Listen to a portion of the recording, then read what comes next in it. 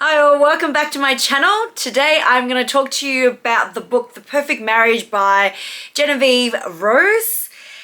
So if you are on Book Talk or on BookTube, maybe you have heard about this book. I'm sure it's actually going to be getting a movie adaptation soon, I believe, and it's rated quite well on Goodreads as well as being talked about positively on Book Talk. I finished The Perfect Marriage. Disclosure, I did listen to this on an audio rather than a book, and I found that it was quite easy to follow along because the book is quite easily and accessibly written. I gotta say that this was not as enjoyable as some of other readers have found it to be. The characters, unfortunately for me, were deeply unlikable and very one-dimensional and surface level. And honestly, I guess the only thing to blame for that is maybe the writing. Now, before I get into spoilers, because I have to, in order to explain why this didn't work for me, I'll give you a very quick non-spoiler summary of the book for those of you that have not heard about it, or maybe are reading thrillers for the first time, or maybe don't want to read the book and just want to hear about it with me. This book is written in a first-person point of view, which is already a risky choice once you know how this ends. We alternate between two characters, Sarah and Adam Morgan, two of the whitest, beigest names that ever existed on this planet Earth.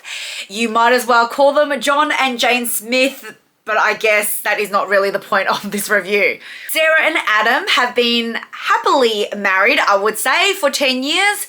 Sarah is a workaholic, a criminal defense lawyer who is very successful, but has to neglect her very horny husband because she's always too busy working, and she needs to work in order to fund their lavish lifestyle. Things like expensive homes, fancy cars, luxury living, and of course a small lake house in a remote area that Adam can use to get away from the big city and to write, because Adam is an author.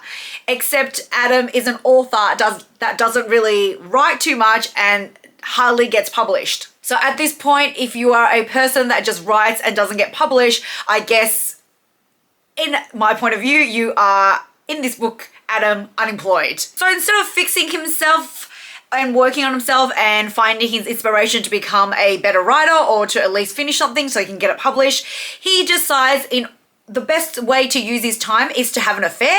Adam decides to have an affair with a lady named Kelly who works at a cafe near the lake house. They meet, they flirt, and within 4 hours, they're basically sleeping together.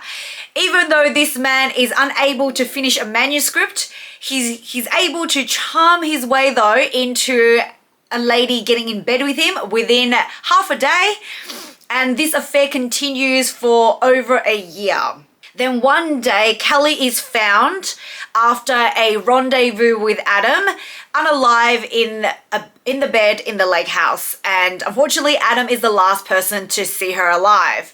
So cue the mystery, who killed Kelly? That is the gist of how this book starts. That is the plot. And we are now going to work out, hopefully, what happened to Kelly. After Kelly is discovered unalive at the lake house, Adam is arrested, and Sarah, who we are repeatedly told over and over again is an excellent criminal lawyer, even though we have not seen any evidence of this, decides that there is no conflict of interest here, being his wife, but she can still be his lawyer at the same time. And she has decided she's the best person to defend him and help him out and get him out of this little jam, we so think. The thing that we discover early on is that the police find 3 different DNA profiles on Kelly's body. Adam is one of them because they, had their little rompy-pompy. And then also on her, there is her husband's DNA, Scott. Yes, so Kelly is also married and is also a cheater and is cheating on her husband. And then there is this mysterious third DNA which we don't know who it belongs to.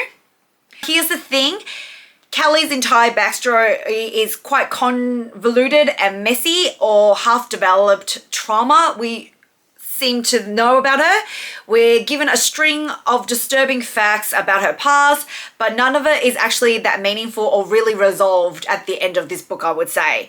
The author does waste our time dangling all these little threads and then expect us to be perfectly content at the end when they absolutely go nowhere, or in my opinion, don't really add too much to the story, but is there just to give you little confusions or lead you down a path of deflecting.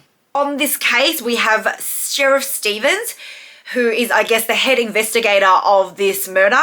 He spends an awful amount of time trying to flirt with our FMC Sarah.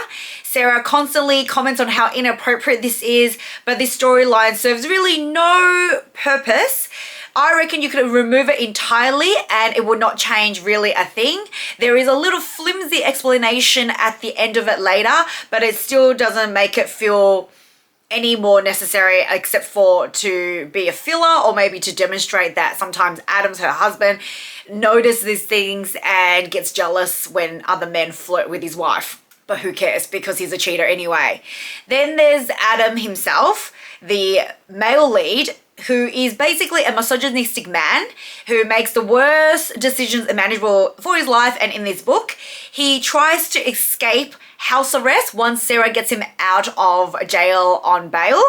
And he also attempts again to escape from jail once he's escaped already from house arrest. He flirts with a random reporter that comes into the story, and the author clearly wants us to really despise this man, find him dangerously and morally corrupt, but instead he just comes off as a really bit of a deeply stupid character. The ending ultimately does want to shock us into a twisted storyline, but unfortunately for me, it ended up with a bit of a like, how did that happen? That doesn't make sense, rather than oh my god, that was so cleverly done. And I think that is not what the intention of what the author was going for. I mean, some people, I've seen readers online that have said that they were thoroughly surprised and they enjoyed the twist, but for me, it just left me with more questions than satisfaction, I guess, in the final reveal. So let's go now into the spoilers. So obviously, if you don't want to hear spoilers, this is the time to maybe tune off or come back if you've after you've read the book, and to see what, you know, if you've had the same thoughts as me, or if you are not maybe wanting to read this book and you don't mind it being spoiled before the movie comes out, then of course, please stick with me and let's continue on. So the entire book follows Sarah and Adam after Adam's arrest. Sarah becomes his defense lawyer, as I said earlier, and tries to uncover the real killer.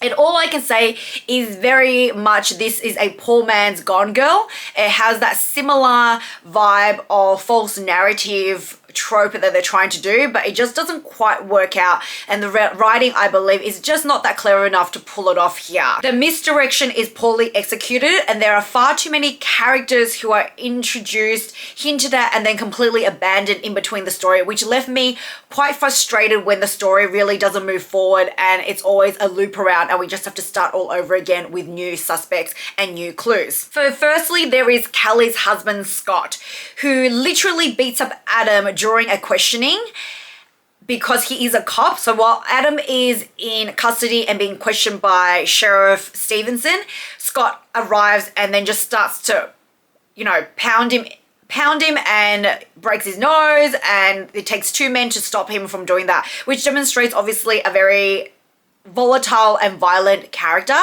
And there is this setup of domestic abuse that Callie might have experienced when she was married to Scott. And she has shown up, you know, in front of Adam with bruises on her face, but then that really doesn't get finalized or explained, and then nothing really happens from that.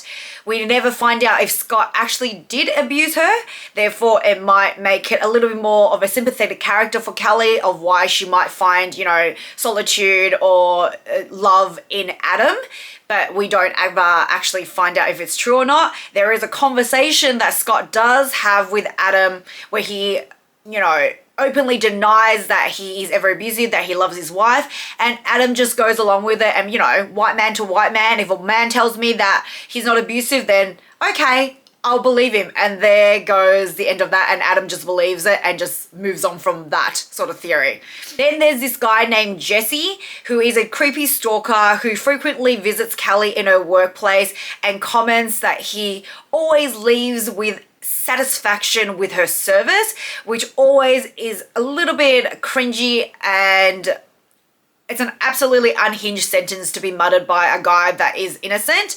But then that also goes nowhere. It's just like another red herring that we get thrown to see if maybe Jesse is the third DNA that is found on Kelly, but that doesn't eventuate. And no, the DNA is not Jesse's. Jesse's just there just to throw you off the hunt, basically. All right, so going on about this third DNA, we get told about this all the time. The police barely seems interested in it. They don't make any good effort to try to find out who that third DNA is. In the end, Sarah is the one that finds out who that belongs to. In hindsight, I guess it does make sense why the police did not investigate this very strongly, because it turns out it belonged to Sheriff Stevenson himself, which is why I guess he was flirting with Sarah to throw her off the scent, because yes, right, flirting with the lawyer to make sure that she doesn't investigate the case properly is the right strategy. And that also makes zero sense to me. That is not a clever way to throw her off the track. Obviously, the 30th, and now finally we find out that Stevens was also having an affair with Kelly. Is this explored any further? No, we don't really find out anything about that backstory, and that's just a fact that we need to know. Then there's another plot where we find out that Kelly had been married before. She had a previous husband who was unalived. She is the one that actually unalived him, maybe because of domestic violence, maybe not, again, not confirmed. And therefore she then changes her name and ends up at this little town. We always get this notion that Kelly is always choosing the wrong man, consistently ending up with violent men. What trauma drives her to do that? Who knows? Because she's one-dimensional and we don't really get any other in-depth psychology about that point. At this point, we're thrown so many theories that go nowhere, and we got all these different storylines that as a reader, I was trying to figure out desperately, like, who did it? Where is this going? What is the twist? So I thought maybe a possible twist would be that the ex-husband is actually not unalive and has come back and is seeking revenge. But no, that is not the case, because now we are introduced to yet another character, and this character's name is Bob Miller.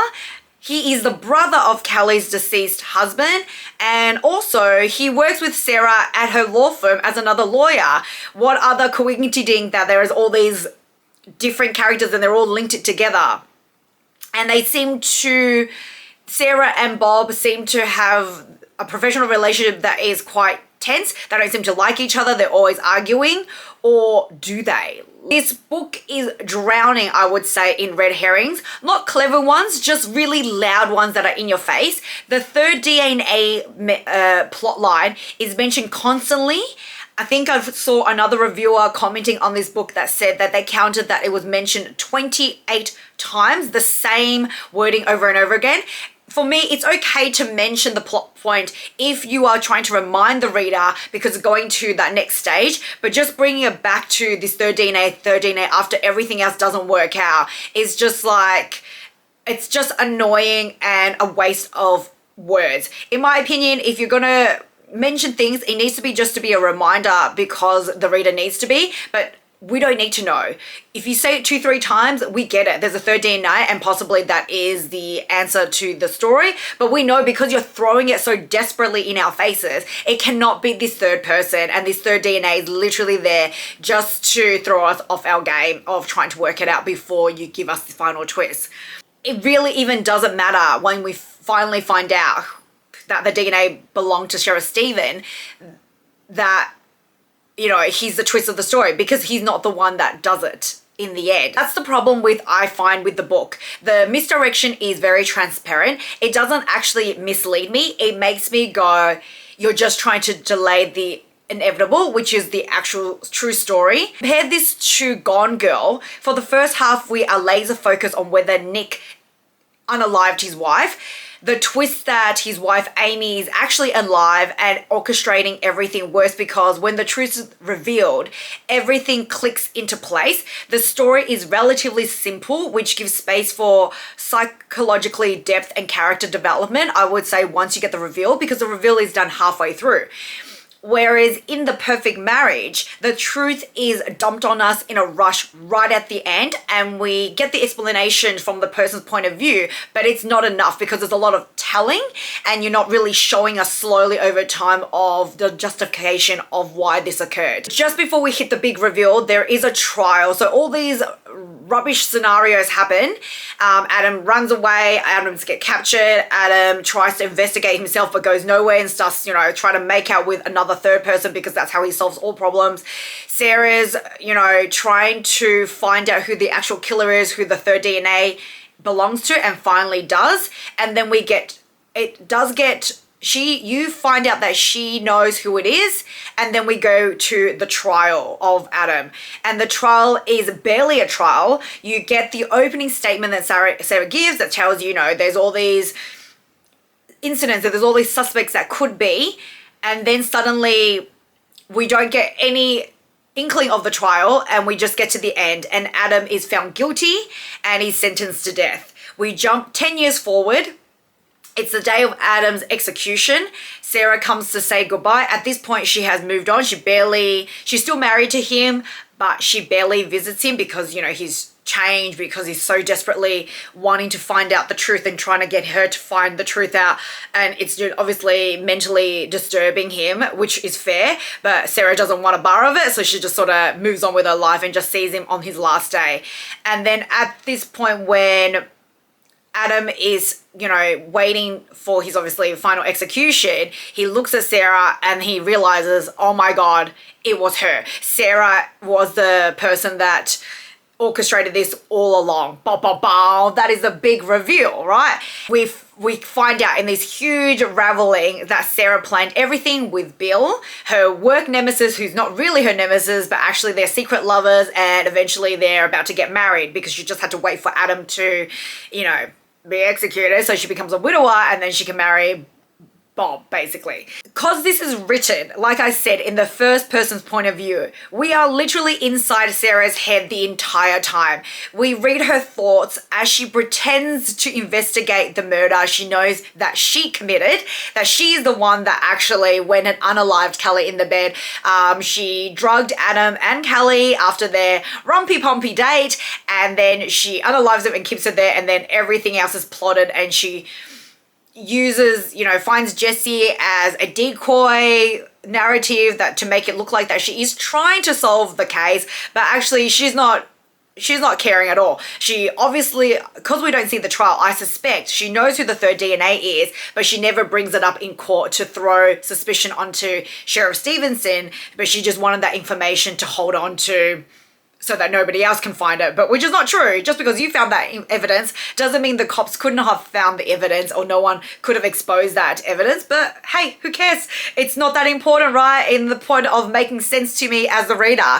Because it's Sarah's narrative and she is meant to be the unrelatable narrative, but it's a narrative that she's actively trying to lie to herself and to us, because she knows the answer, but why is she talking like she doesn't know who did it or if Adam is telling the truth, when all along she knows everybody is telling the truth and she's the only one that's lying here, really. I think this would have made more sense if it wasn't written from Sarah's point of view. Instead, if it was written from maybe Adam's point of view, and then we get excerpts of a taping of records of Sarah trying to solve this mystery, because she would be purposely trying to lie on the tapes or collecting evidence to make it look like, she's doing a thorough job of actually solving this mystery, rather than actually being in her head when we know, like, why are you talking like that? Obviously you are the killer, so there is no need to go down this train of thought for yourself. In A Gone Girl, we use Amy's diary as her point of view at the start of the story, and that makes sense because it was a manipulation tool. She purposely lied in those diaries and for them to be found, so that the narrative is that, Nick is the abuser, Nick is the one that's scary, he's the one that probably could unalive me. it needed to be done cleverly like that for Sarah, which is why I say it cannot be in Sarah's thoughts. It has to be in Sarah's either journal entries while she's on the case, and then the final review is maybe Sarah's point of view, her actual thoughts then, rather than her actual thoughts as we're going along, because that doesn't work for us, or doesn't work for me anyway. It might have worked for some people, as I've said.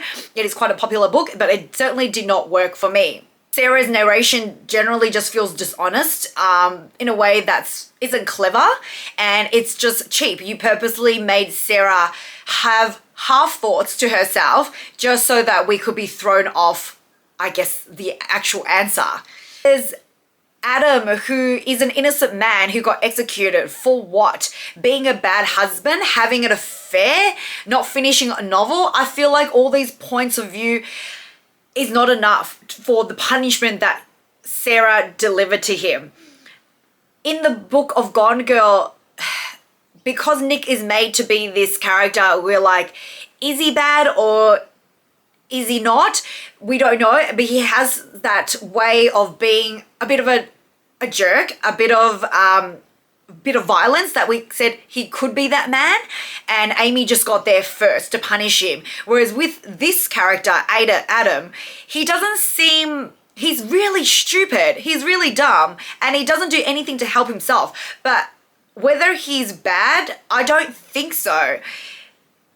He's not a great guy, but the punishment for me still does not fit the crime. And somehow the author manages to make me feel pity for him as a misogynistic loser as opposed to an evil man. And I don't think that is the effect that you want when you're revealing your mastermind female protagonist here. Amy Dunn's rage in Gone Girl made sense to me. Why she was so angry at him, because she no longer was the cool girl that he wanted, and therefore he just discarded her and treated her like trash and just threw her away after he basically sucked all her resources from him. Sarah, on the other hand, was not abandoned. She did not lose out money. She was humiliated maybe, and she was angry because he cheated.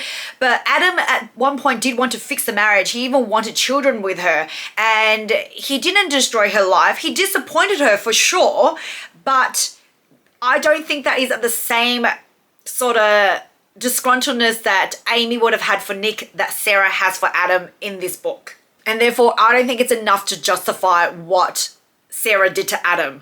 Finally, we have the Sarah and Bill relationship. We never once seen genuine affection between the two of them. Even when there was private scenes where Sarah is reiterating the scene, they're being hostile to each other, but there's no one else around.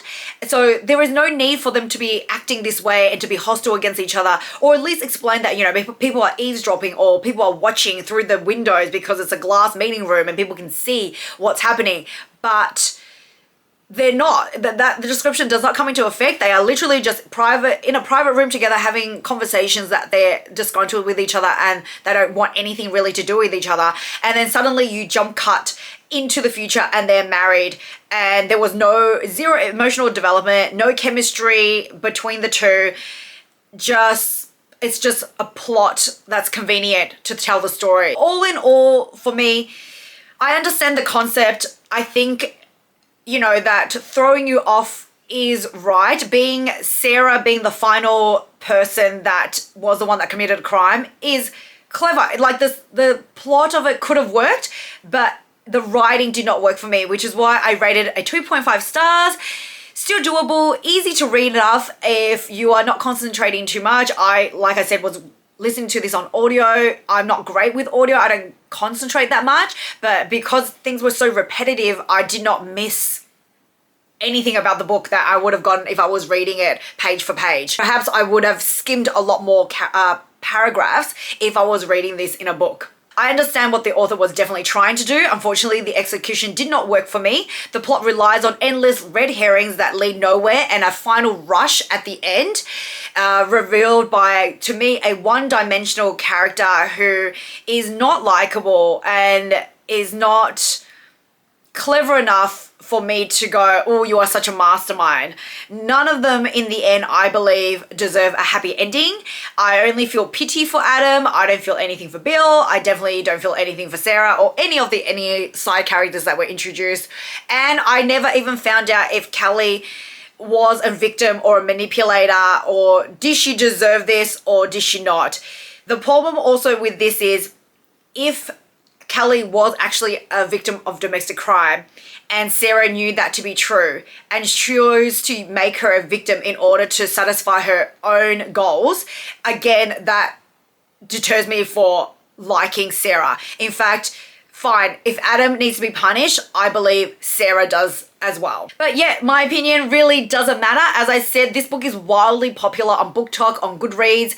I think it's getting a movie adaptation, which may or may not be better, because at least you don't have to be in Sarah's head all the time when this, plot is going through. And believe it or not, there is a sequel, which I did listen to on audio because that's the sort of person I am. Even if I didn't like the book that much, if I know there's a book 1 and a book 2, I feel like I need to finish off the story so that things are complete. And also I want to know what else is there to go on about. The book is called The Perfect Divorce, so I did suspect it was about Sarah and Bill, and it was, or potentially I thought maybe it was about a completely different couple that were going through divorce and Sarah is now the lawyer that's helping out. Who knows? I may come back with you about a rant of that because it was a book I probably also did not need to listen to, but I did anyway. I did it on audio, so at least, I didn't waste my eyeballs reading that book. But it was pretty much a copy and paste of this current book and a little bit of a mess as well, but I can go into that later in a review. Let me know if you felt the same way as I did, or maybe I missed a whole lot and you loved it and you actually love Sarah and you think that she deserved to be the heroine of the story. I guess that's the beauty of reading. Everybody has their opinion. We can all have different perspectives, even though we're reading the same book, and we can all enjoy different things at different times. So until next time, if you have stuck with me all this time, thank you so much for listening to me rant about this book. And if you enjoy my channel, please subscribe, please like, please make comments, let me see what your opinions are, and I will see you on the next one. Bye.